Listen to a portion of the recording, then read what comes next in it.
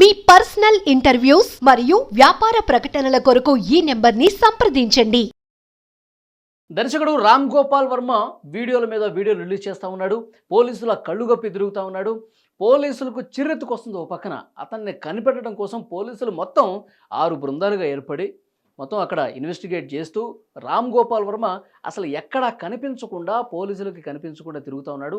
Form హౌస్లో ఉన్నాడా, లేకపోతే అసలు ఈ రాష్ట్రంలో ఉన్నాడా లేడా, వేరే రాష్ట్రంలో ఉన్నాడా, పోలీసులకు కూడా అంతు చిక్కడం లేదు. ఇవాళ లేటెస్ట్గా రామ్ గోపాల్ వర్మ రిలీజ్ చేసినటువంటి వీడియోలో సోషల్ మీడియాలో పోస్ట్ చేస్తే తప్పేంటి? అసలు సోషల్ మీడియా ఉన్నదే పోస్టులు పెట్టడానికి, సోషల్ మీడియాని వాడేదే ఏదైనా వాళ్ళ అభిప్రాయాలు పంచుకోవడం కోసం. అంత మాత్రాన అరెస్ట్ చేసేస్తారా?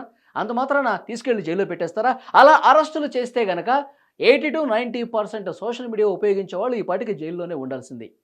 అంటే నా మీద ఎందుకంత మీరు ఇంట్రెస్ట్ చూపిస్తూ ఉన్నారు? ఈరోజు ఉదయం 10 గంటలకు విచారణకు రావాల్సి ఉంటే 11 గంటలకి పోలీసులు నా ఆఫీస్కి వచ్చారంటే ఎలా అర్థం చేసుకోవాలి దీన్ని అని చెప్పి రామ్ గోపాల్ వర్మ క్వశ్చన్ చేస్తూ ఉన్నారు. ఇంకొక ముఖ్యమైన విషయం, నేను ఎప్పుడో సంవత్సరం క్రితం సోషల్ మీడియాలో ఒక పోస్ట్ పెడితే 1 సంవత్సరం తర్వాత నేను ఎవరి మీద అయితే పెట్టానో వాళ్ళకి సంబంధం లేనటువంటి వ్యక్తి ఒక థర్డ్ పర్సన్ వచ్చి అది చూసి మనోభావాలు దెబ్బతిన్నాయని చెప్పి కేసు పెడితే దీన్ని ఏ విధంగా అర్థం చేసుకోవాలి? దీన్ని అసలు ఎట్లా సెక్షన్స్ పెడతారు, ఎట్లా నా మీద కేసులు పెడతారని చెప్పి ఆయన క్వశ్చన్ చేస్తూ ఉన్నాడు. ఆయనకున్నటువంటి అభిప్రాయాలను ఆయన వ్యక్తం చేస్తూ మళ్ళొకసారి సోషల్ మీడియాలో పోస్టులు పెడతా ఉన్నారు. అంటే అభిప్రాయాలు పంచుకోవడం వరకు ఓకే, సోషల్ మీడియా వేదికగా తన అభిప్రాయాన్ని చాలా స్పష్టంగా చెప్పొచ్చు, ఆ స్వేచ్ఛ ఉంది, రాజ్యాంగం హక్కు కల్పించింది. కానీ ఇతరుల్ని పూర్తి స్థాయిలో కించపరిచే విధంగా, అవమానపడే విధంగా, వాళ్ళ పరువుకి ప్రతిష్టకి భంగం కలిగే విధంగా పోస్టులు పెట్టమని రాజ్యాంగం చెప్పిందా? అలా పోస్టులు పెట్టి విచ్చలవిడిగా దాన్ని మీమ్స్ రూపంలోనో ఇంకో రూపంలోనో వ్యక్తిత్వ హననానికి పాల్పడమని రాజ్యాంగం చెప్పిందా? సో దీనికి సమాధానం చెప్పాల్సిన అవసరం అయితే కనిపిస్తోంది. 80-90% సోషల్ మీడియా వాడే వాళ్ళందరూ జైల్లో పెడతారు. నా మీద అంత కక్ష కట్టుకొని పోలీసులు ఎందుకు బిహేవ్ చేస్తున్నారు? చాలా కేసులు ఉన్నాయి కదా, పోలీసులు ప్రయారిటీస్ తీసుకొని ముందుకు పోవాల్సింది. రామ్ గోపాల్ వర్మనే ఎందుకు ఈ విధంగా వెంటపడతా ఉన్నారు పోలీసులు? ఇది ఎక్కడో దురుద్దేశం కనబడుతుంది కదా అని చెప్పి ఆయన మాట్లాడుతూ ఉన్నారు.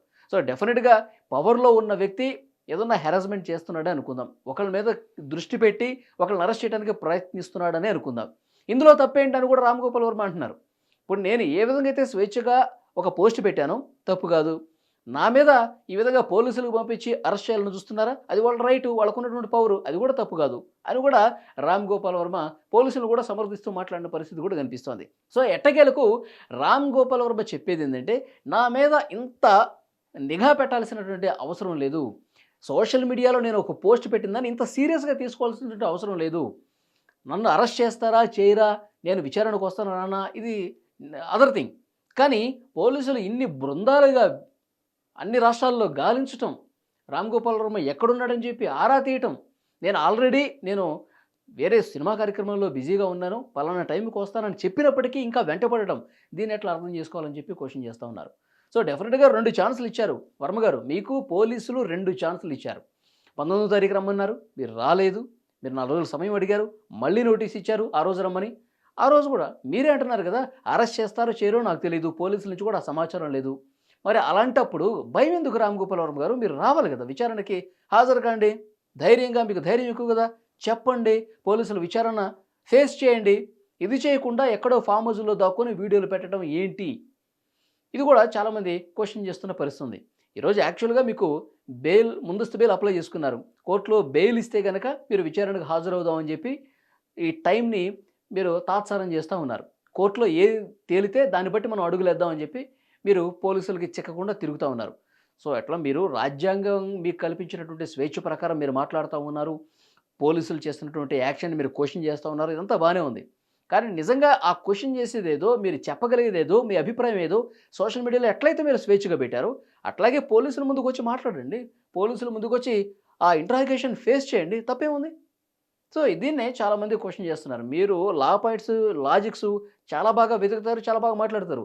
అదే విషయాన్ని పోలీసుల ముందు పెట్టండి, పోలీసులతో డిస్కస్ చేయండి, ఎందుకు ఆ పోస్టులు పెట్టాల్సి వచ్చింది, మా తప్పేమీ లేదు, ఒకవేళ తప్పు ఉంటే గనక ఆ తీవ్రత ఏంటి, దీని గురించి కూడా వచ్చి డిస్కస్ చేయండి అని చెప్పి చాలామంది నెటిజన్స్ రామ్ గోపాల్ వర్మని ప్రశ్నిస్తున్నారు. సో చూద్దాం. అంటే వ్యక్తిత్వ హననానికి పాల్పడి బండబూతులు మాట్లాడి సోషల్ మీడియాలో మహిళలని కూడా లెక్క చేయకుండా మాట్లాడిన వాళ్ళు కూడా ఇప్పుడు ఆల్రెడీ అరెస్ట్ అయ్యారు. నేరుగా చంద్రబాబు నాయుడు గారు, పవన్ కళ్యాణ్ గారు వాళ్ళ మీద కేసులు పెట్టలా. ఏది వర్ర రవీంద్ర మీద, బోరుగడ్డ అనిలు వాళ్ళెవరో పెద్ద వ్యక్తులొచ్చి మమ్మల్ని కించపరిచాడని చెప్పి మాట్లాడలా. సో అక్కడ క్యాడరే చాలా తీవ్రంగా స్పందించి వీళ్ళు ఈ విధంగా సోషల్ సోషల్ సైకోలుగా మారిపోయారు వీళ్ళు.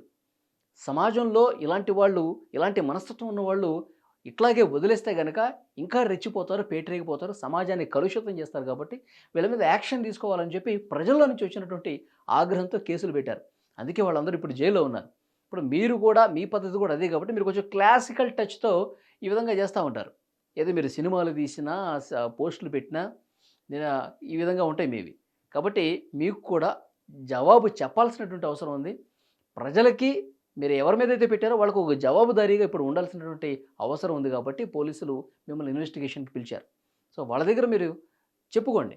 మీ ధైర్యాన్ని ఇప్పుడు కదా మీరు ప్రదర్శించాల్సింది. ఫామ్ హౌస్‌లో దాక్కుని కాదు కదా! సోషల్ మీడియాలో మళ్ళీ వీడియోలు పెట్టి కాదు కదా! సో మిమ్మల్ని మీరు ప్రూవ్ చేసుకునే సమయం వచ్చింది. పోలీసులు ఇన్వెస్టిగేషన్‌కి సహకరిస్తారని ఆశిస్తున్నాం.